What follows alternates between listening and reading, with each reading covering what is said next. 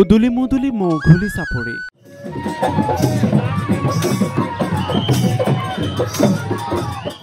জাতি জনগোষ্ঠীৰ মিলনস্থলীলৈ পৰিণত চাৰিকৰীয়া নৈ পাৰ।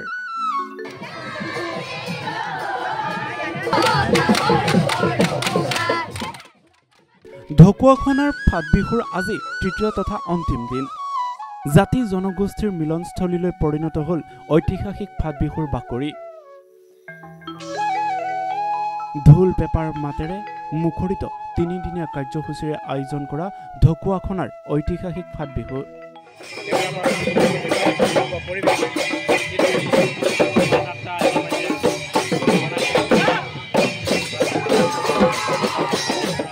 ফাট বিহুৰ বাকৰিত সমবেত হৈছে বিভিন্ন জাতি জনগোষ্ঠীৰ লোক।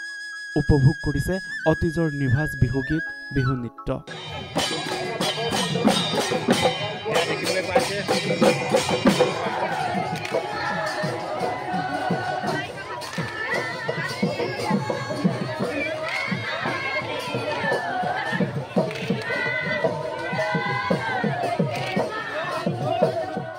কেৱল ঢকুৱাখানাবাসীয়ে নহয়, ৰাজ্যৰ বিভিন্ন প্ৰান্তৰ পৰা বিভিন্নজন আহিছে ঐতিহ্যমণ্ডিত মৌখুলি চাপৰিত ফাট বিহু চাবলৈ।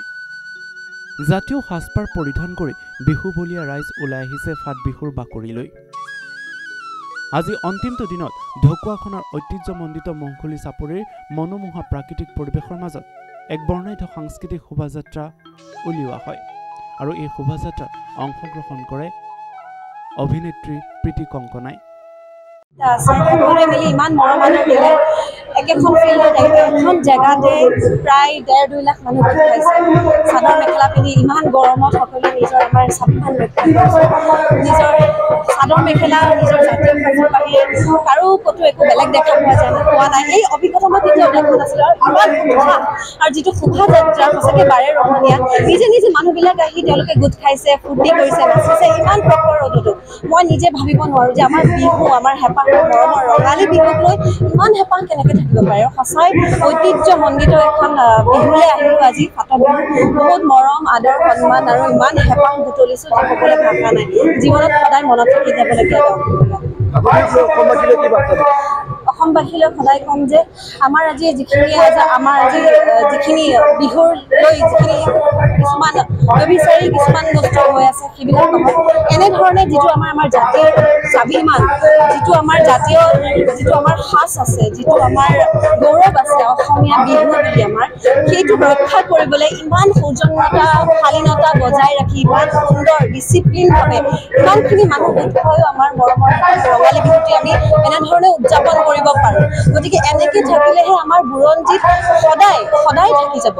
গতিকে এই বস্তুটো আমি ৰক্ষা কৰাটো খুবেই প্ৰয়োজনীয় আৰু ইয়াৰ সাক্ষী হ'বলৈ পাই, অংশ হ'বলৈ পাই মই সঁচাই আজি বহুত গৌৰৱ। অসমীয়া হেঁপাহৰ বিহু ঐতিহ্য ধৰি ৰখাত ঢকুৱাখানাৰ ফাট বিহুৱে বহন কৰি আহিছে এক গুৰুত্বপূৰ্ণ ভূমিকা।